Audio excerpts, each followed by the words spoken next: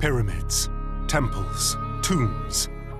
These ancient wonders promise even greater secrets still to be found under the sands of Egypt.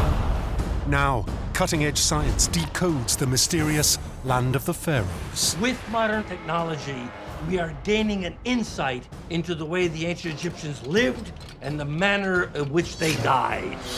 This time, mysteries of villainy and vice at the heart of ancient Egypt. Can cutting-edge science reveal evidence of a 5,000-year-old homicide? So like a forensic scientist, we were able to reconstruct the probable weapon. Does the discovery of this mass cemetery prove ancient Egyptians broke the ultimate taboo? People are eating people. Cannibalism. And can modern pharmacology reveal the surprising antics involved in ancient Egyptian worship? The aim of the game is to get as drunk as you can. Ancient Egyptians were getting high. Ancient clues unearthed, long-lost evidence re-examined, precious artifacts brought into the light of the 21st century. These are Egypt's unexplained files.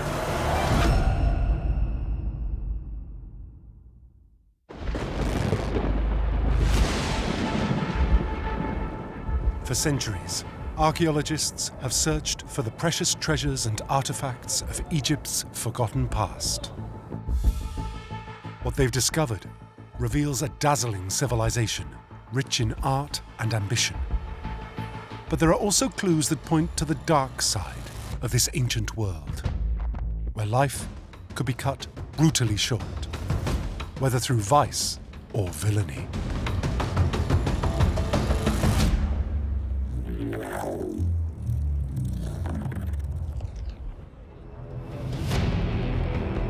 The British Museum, London. Among the star exhibits, two mysterious mummies.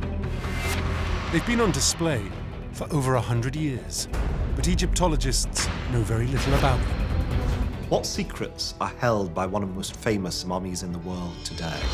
Modern science at last reveals some extraordinary and unexpected clues. We started to examine them like a forensic scientist today, like a cold case investigator. It's right there in front of your nose, and you had no idea it was there the whole time. Now, 5 millennia later, scientists in the 21st century make a shocking discovery. It is quite astonishing that he would appear to have been the victim of murder. Could experts have uncovered evidence of a 5,000-year-old murder? Gebelein, in Upper Egypt, 40 kilometers south of modern-day Luxor. It's here, in 1896, that a British archaeologist discovers 6 bodies in the sand. They appear to have been carefully buried. These bodies were found in the fetal position. And the fetal position is very important for the ancient Egyptians because essentially it's returning a dead person back to a rebirth context so they can be reborn again in the afterlife. The bodies discovered at Gebelein are unlike other mummies found preserved in Egypt. They are not embalmed, nor are they wrapped in linens. Instead, they were buried directly into the sand.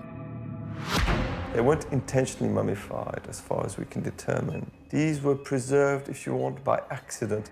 The hot desert environment has led to the natural drying out of the body. So when we discover these bodies, they're preserved. The sand desiccates the body, it draws the moisture out. The male is better preserved of the pair. He still has ginger hair. Within the museum community, because he has these little strands of ginger hair, he has been known for many years as Ginger. In 1901, 2 of the bodies, Gebelein man and woman, are brought to the British Museum. He is better preserved and put on display, but Egyptologists at the time can decipher very little about either of them. They remain a mystery for over a century. Then, in 2012, new scientific techniques give forensic archaeologist Daniel Antoine and René Friedman the chance to finally unlock the story of the Gebelein mummies. Did a lot of research on how old he was, so we did carbon dating. Probably lived between 3000 BC and 3300 BC.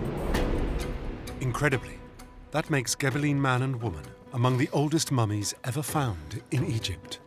They died before the invention of mummification, which explains why they were buried directly into the sand. This was a time before even the earliest pharaohs. The period in which this person lived was right before Egypt becomes a state. It wasn't like the pharaonic Egypt that happens a little bit later in time. As we're dealing with some of the very earliest periods of Egyptian history, we're dealing with a period where life is fairly savage. It was a period we know is very much filled with violence because we have famous Egyptian pieces of art that depict violence. This violent world is the first clue in piecing together the Gebelein mummy's ancient story. Daniel Antoine now hopes science will reveal even more detail and turns first to the man. Daniel uses the latest CT scanning techniques to study ginger in detail unimaginable in the 19th century, when the bodies were first found. So what's extraordinary about this individual is that he'd been on display on and off for over 100 years, and we knew relatively nothing about him. I was very keen on getting new insights into him as a person, and this is why we took him to get CT scan. That's really revealed so much new information. So it's wonderful that science is now stepping in to tell us about these individuals.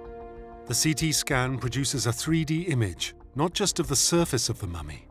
It captures detail deep inside to reveal brand new information about Ginger, the Gebelein man. We were keen to find out how old he was, and one way to do that is to actually look at his skeleton. But you can see that the head of the humerus is in the process of fusing here, suggesting he was a young man when he died, probably between the ages of 18 and 21. Egyptologists now know Gebelein man lived during a turbulent and violent era of Egyptian history, and that he died as a young man.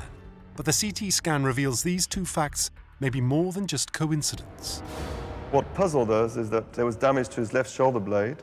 If we look closely, you can see there's damage when you compare it to the right over here.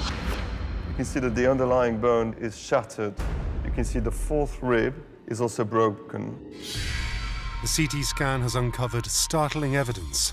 Gebelein man suffered a brutal injury. Daniel and René study the wounds for clues to what could have caused them and arrive at a chilling conclusion. This appears to be a single violent blow to his left shoulder blade. He may have never seen it coming. So like a forensic scientist today, like a cold case investigator, we were able to reconstruct the probable weapon, which was probably a thin metal stiletto dagger that went all the way into the hilt. Gebelein man A had been stabbed in the back, and that's almost certainly the cause of his death. It's a remarkable discovery. 100 years after Gebelein man was first discovered and put on public display, modern science has revealed he is in fact the young victim of a 5,500-year-old murder. It is quite astonishing this individual has been on display in the British Museum for over 100 years. It's only now that we discover that he was the victim of murder. Modern science has at last illuminated one of the darkest eras of ancient Egypt. It reveals a violent world where life was dangerous and could be cut brutally short. But the Gebelein mummies have even more secrets to share from this ancient time, and science is now ready to unlock them.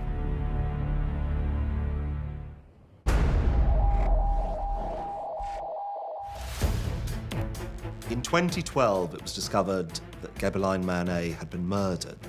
But in 2018, something quite different is discovered. And we had no idea that there was some kind of richer evidence to their cultural origins. Armed with new technology, experts uncover another clue hidden for millennia. You're just looking through the viewfinder and you go, oh my goodness. The Egyptian couple have what we can identify as pictures on their skin.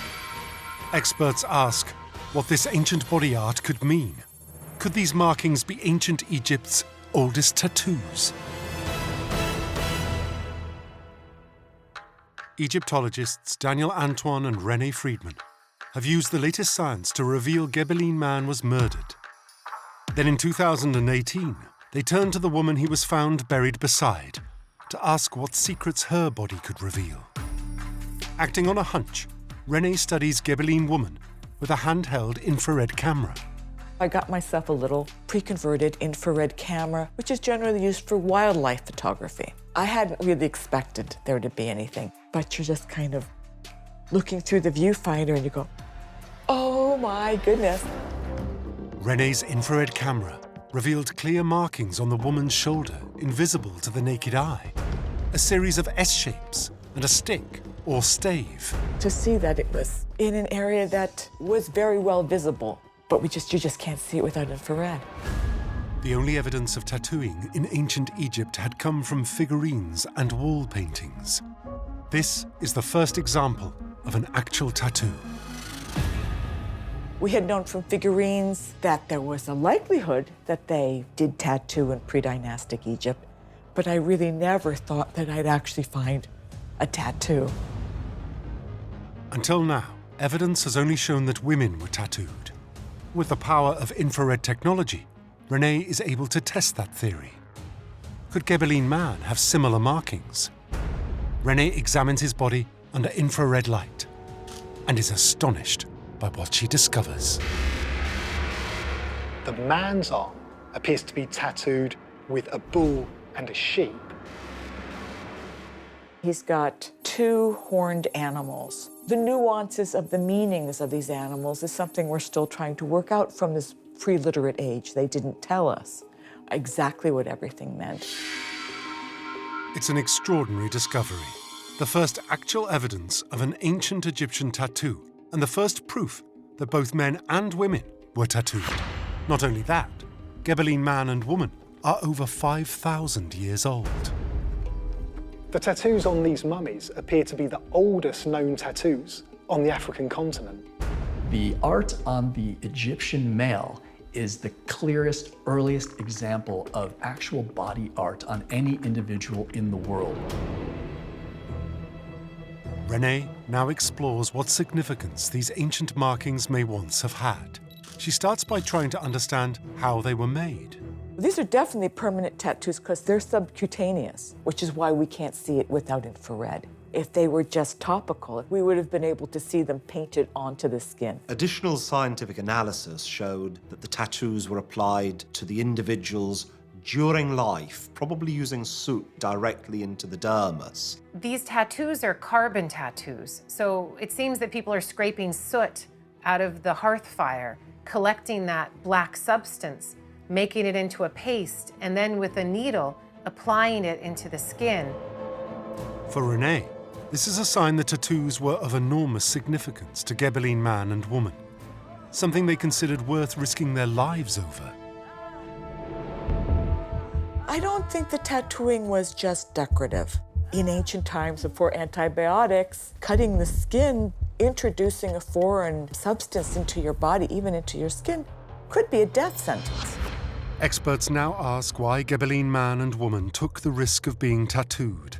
They study the markings further, looking for clues to their cultural significance. The tattoos are of wild bull and a Barbary sheep, both of them important figures of power in early Egyptian history, which suggests that this young man was an important figure.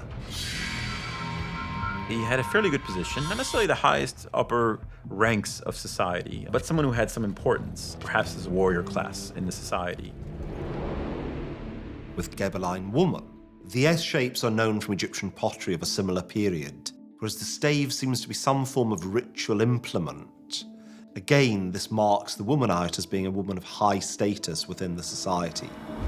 Egyptologists conclude the tattoos offer an insight into the status held by Gebelein man and woman within their tribe in pre-dynastic Egypt. It seems that we have animal markings on the man, but on the woman, it's more linear features.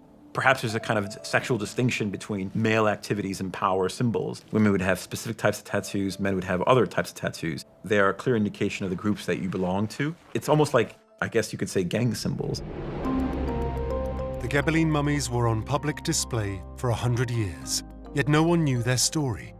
Now modern science has at last uncovered their secrets to reveal a murdered warrior and a woman of high status, each bearing Egypt's oldest tattoos, the mark of their ancient tribe. Science is really allowing us to unlock these new insights and get a better understanding of who Gebelein man was, so that the public wouldn't see him as a mummy, but perceive him as a person from the distant past.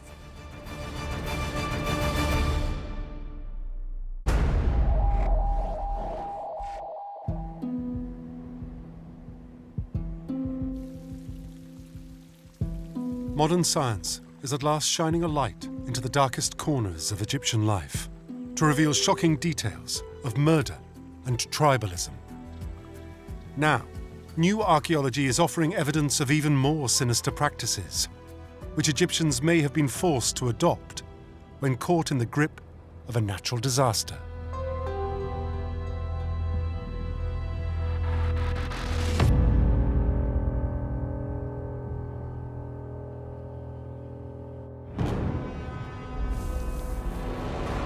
A dark and distressing discovery is made during a routine archaeological excavation. A tightly packed cemetery of 9,000 bodies. There is evidence to suggest grotesque and disturbing activity. People eating people. Cannibalism. It's like something out of a horror movie. Experts now investigate if something could have happened that forced ancient Egyptians to break the ultimate taboo. 1999, northern Egypt. Excavations at the ancient city of Mendes reveal thousands of bodies. One was almost tripping over corpses. Initial investigations suggest all these deaths came from a single moment in ancient Egypt's history, dating from around 2200 BCE. It seems that everyone died at the same time and that this coincides with the end of the Old Kingdom. The Old Kingdom is the most illustrious age in ancient Egyptian history, a time when vast monuments were built. The Old Kingdom is the period of great building projects like the pyramids and the Sphinx. But in the final years, construction of these great works abruptly stopped. What happened that brought the Old Kingdom to a sudden end? Investigators look for any correlating events in the ancient texts and discover a time of significant social unrest. A period of about 150 years or so of political chaos, of economic distress. You could not be sure to be able to come back alive if you leave your house. Egyptologists search for more clues to better understand this key period in Egyptian history. They re-examine other sites that date from this time. In the 1920s, around 30 kilometers south of Luxor, laborers in the village of Moala stumbled across an ancient tomb dug into the side of a hill. This tomb belongs to a man called Ankh-Tifi, who was an important governor in his local area. This tomb dates to the same time as the graves in Mendes. It bears inscriptions that paint a vivid picture of the time. It records for us this period of distress, of really bad agricultural production where there's probably very limited food. The texts hold a dark secret, a distressing account of cannibalism.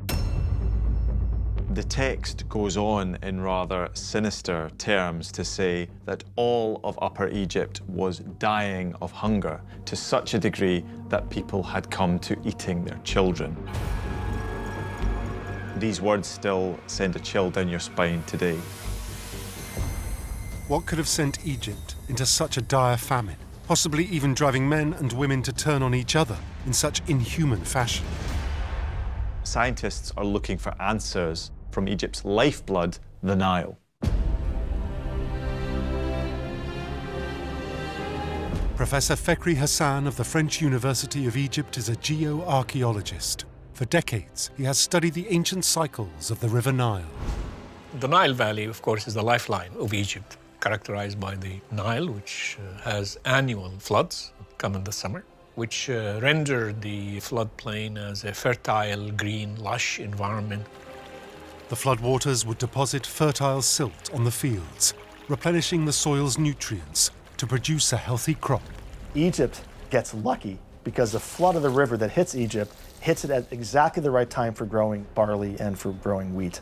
The Nile's annual floods provided extreme bounty. If they should stop, Egypt might starve. We know that grain storage was sufficient for a couple of years, but if you don't have good flooding for 3 years, you're out of food. Then what do you do? Any upset to this annual cycle would spell disaster for the ancient Egyptians. The disturbing hieroglyphs at Moala in the south and the condition of the thousands of bodies at Mendes in the north all point to a widespread and deadly famine. The clues to the cause of this tragic disaster lie in the Nile. The Nile Valley and the channel and different deposits that come every year have been changing, almost annually. And that is something that many people realize, but it's extremely dynamic. And it's only by understanding this dynamism that we begin to understand Egyptian civilization.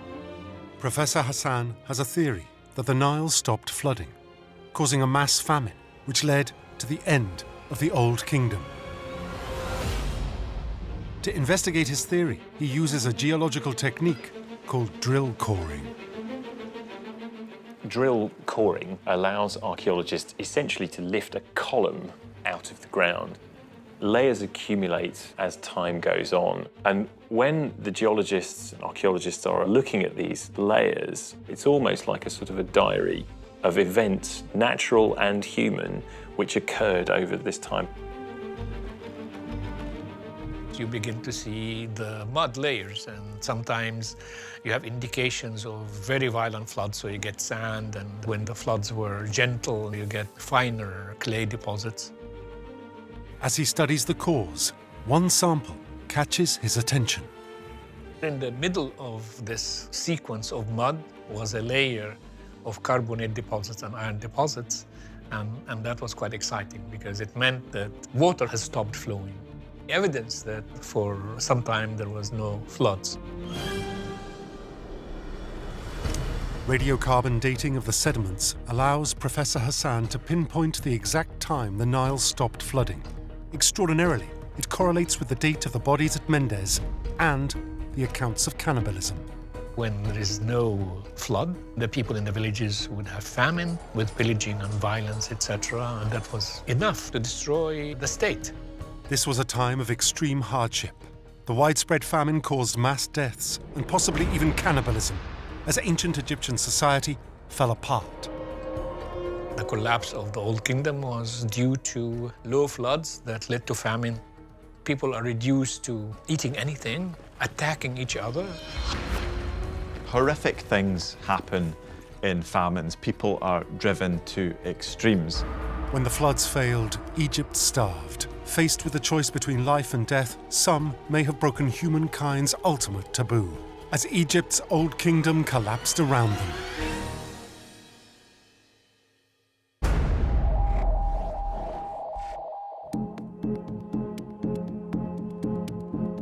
The pharaohs could do little to tame the forces of nature.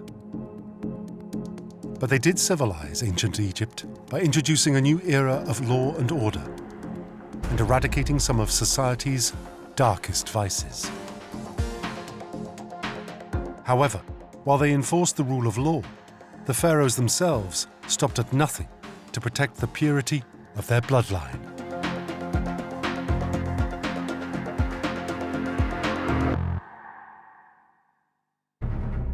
An unidentified mummy and a funerary box stamped with a royal seal. Could this be the mortal remains of Hatshepsut, the female pharaoh they tried to wipe from history? There is a campaign of destruction against her names and images. Now, could 21st century technology finally solve the case of Egypt's missing monarch? It's detective work and then ultimately science helping us solve this mystery.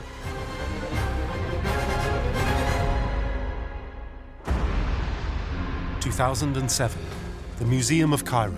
Scientists use state-of-the-art DNA analysis on an unidentified mummy. They believe the body could be the remains of the long-lost female pharaoh, Hatshepsut.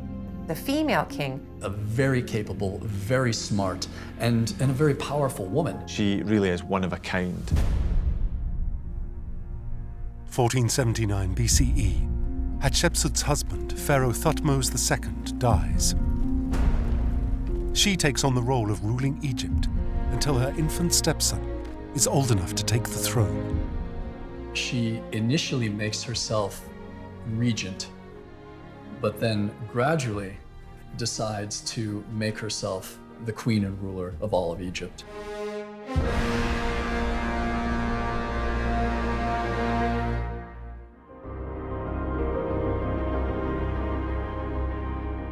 She rules a peaceful and prosperous Egypt for 2 decades and builds some of its finest monuments.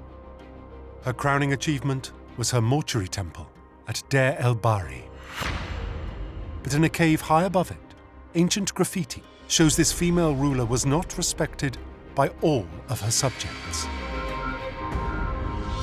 Little graffitos showing her having sex. So maybe it was a bit unnerving to think that women could be so powerful. There were people who wanted her to fail. Ancient Egypt was a man's world in which Hatshepsut had to appear strong. That's why her statues show her face with the body and beard of a man. She morphs herself into a masculine type form. Buff muscles, biceps, pecs, a strong chest. Declaring herself a male gave her a sort of legitimacy that she wouldn't have otherwise had.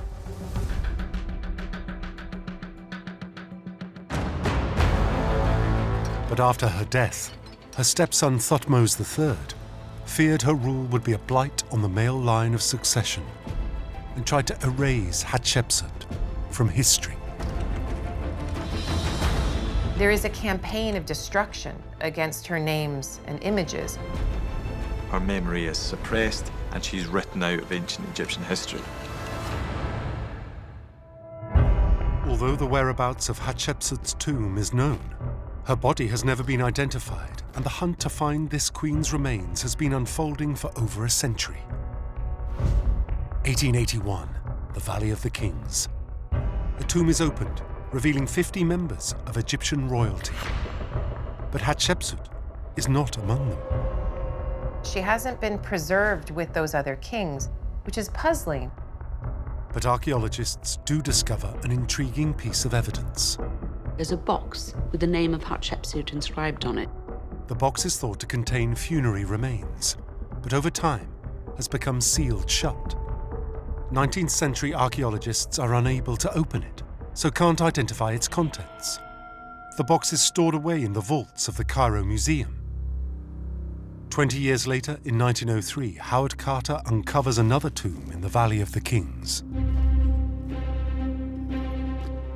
He finds it has bits of bandages, broken parts, food mummies slightly ripped apart, lying all over, and it contains the bodies of 2 women.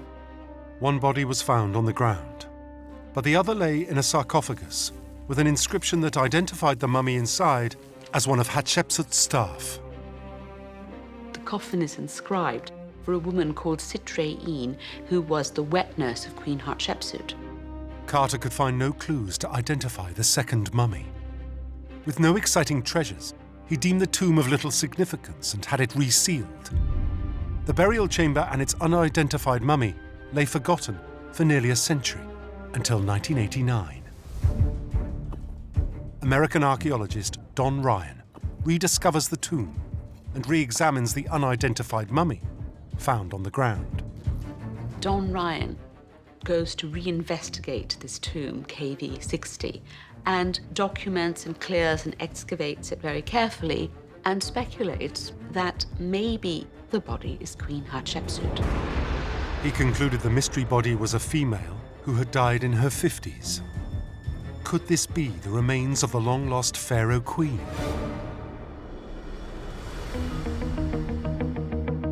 In 2007, a team of archaeologists from the Egyptian Museum tried to crack the case, employing new advances in technology. The unidentified mummy is taken to a hospital in Aswan for CT scanning. Meanwhile, the ancient box marked with Hatshepsut's name is retrieved from the vaults of the Cairo Museum. It too undergoes a CT scan to finally reveal its contents: a human liver. And something archaeologists never expected. It contains, amongst other stuff, a molar. Experts now analyze the CT scan of the unidentified mummy. Incredibly, the imaging shows it is missing a molar tooth. It seems a remarkable coincidence. Using a digital model, the investigators attempt to fit the tooth into the mummy's jaw and are astounded by the result. The molar found in the box fit into the mouth of the mummy within a fraction of a millimeter. So she probably is Hatshepsut. But not everyone is ready to accept this conclusion. Further investigation is required to confirm the theory. So far, the evidence for identifying this body using this tooth is quite circumstantial. Mummy's missing a tooth. Oh, look, here's a tooth in a box connected to Hatshepsut. I need to see more detailed forensic evidence. Scientists turn to the very latest advances in DNA testing and analysis. They want to compare the DNA of the mystery mummy with DNA from the known relatives of Queen Hatshepsut. Initial DNA studies were done using tissue from the body of the mummy and comparing it to what we believe was Hatshepsut's grandmother. And the results are intriguing. The team find a positive match. The mummy has a genetic link to the royal line. The DNA evidence, together with the molar, does indicate that this body belongs to Hatshepsut.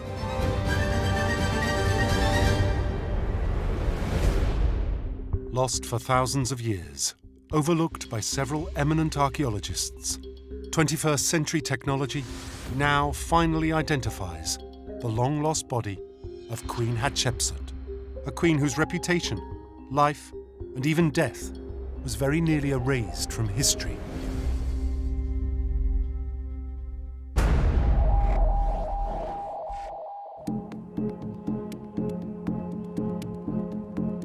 Life expectancy for Egyptians was short. Faced with the daily threats of infection, natural disaster, and even murder, reaching your 30s could be considered old age. But now archaeology is uncovering disturbing evidence of a dark ritual practice, which cut the lives of some ancient Egyptians tragically short.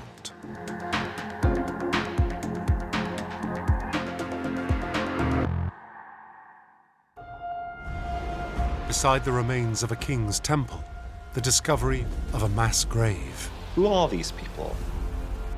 Is this a brutal act of genocide, or victims of a plague outbreak? Were they strangled? Were they poisoned? How were they killed? Or were these people devoted subjects, ready to serve their king in the afterlife? Why are servants being buried with kings and queens? 2003, Abydos, southern Egypt. A team from the University of Pennsylvania are excavating a temple complex within a vast ancient burial site. It dates to the time of the first dynasty of Egyptian kings. This is the burial ground of the earliest rulers of Egypt. The temple complex was built to mark the death of the pharaoh Hor-Aha.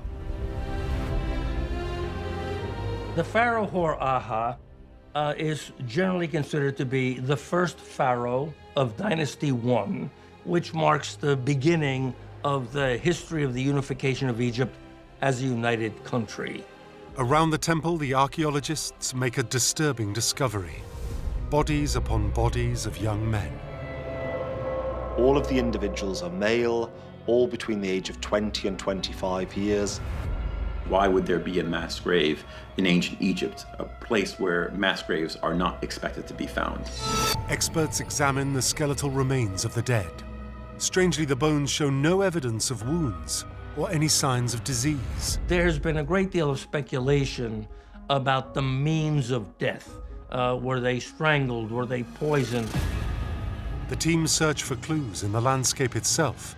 By using magnetic survey technology, they find something curious in the dirt. There are continuous roofing areas over their graves, which indicates that everything was sealed at the same time. This leads to one conclusion. Everyone died together. Excavations have revealed what at first glance seems to be a rather macabre practice, namely a number of individuals who seem to have been purposely, ritually murdered. The discovery reignites an argument that has raged for decades within the archaeological world. Is it possible that human beings were sacrificed in the very earliest periods of ancient Egypt. If this was sacrifice, who were the victims, and did they willingly give up their lives? The careful way the graves are laid out, and the presence of grave goods, suggests the people were well known to the pharaoh. There is a series of smaller graves that contain what we think are individuals who would have served the king or queen in life. These young men who were buried alongside the king would have continued to serve him in the afterlife, fulfilling the roles that they had fulfilled in this life. On the death of the pharaoh, it's possible that his friends and servants willingly gave up their lives to be with him for eternity. These servants who would have spent a lot of their time with the king, with the pharaoh, during his life, their thought process and their religious beliefs may have compelled them to accept sacrifice. One knows that that's what the luxury of your life will eventually entail, then I suppose it goes with the territory. There is no evidence that any of these people were killed by violence. They all are lying perfectly peacefully in their tombs with no signs of physical injuries. Therefore, one must assume that they willingly accompanied their king to the next world. Such devoted service, both in life and death, has been found with a number of the early kings. But history reveals that the practice of human sacrifice only lasted a short while. The only evidence of human sacrifice is from the first dynasty, at the beginning of pharaonic times. After Dynasty 1, the practice seems to cease. So it is a phenomenon that's restricted in time and place. So very quickly the ancient Egyptians think, this is lovely for the deceased king, but actually it's not very good for those of us who are continuing to live in this world. So the ancient Egyptians very quickly decide that retainer sacrifice should come to an end. Instead of sacrificing people to attend the pharaoh's needs in the afterlife, they created avatars. There are small figurines called shawabdi, usually glazed blue, and shawabdi means answer, so these were servant figures. These are little figurines that look like a mummy, and on the front of them they have hieroglyphs, and if you read the hieroglyphs it says, essentially, I am here to work on behalf of the deceased. Ancient Egyptians believed these figurines would come to life and act as the pharaoh's assistants in the afterlife, replacing the role of sacrificial victims. What we see is different magical practices, substitutes, statues, figures later become common in tombs. Egypt's first dynasty rulers had the power of life over death. But as Egyptian religion developed, the barbaric practice of human sacrifice was left to the past.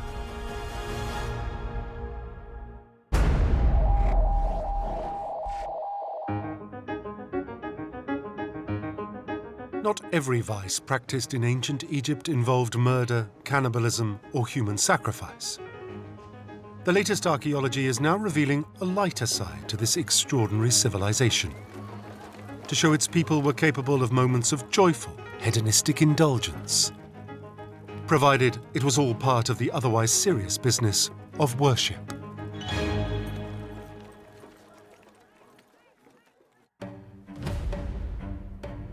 A new discovery at a famous temple suggests ancient Egyptians held drunken celebrations at sacred sites. The aim of the game is to get as drunk as you can. What went on at these festivals, and why were they held in temples? Now experts seek answers using modern pharmacology. Ancient Egyptians were partying on a Friday night. People were getting high.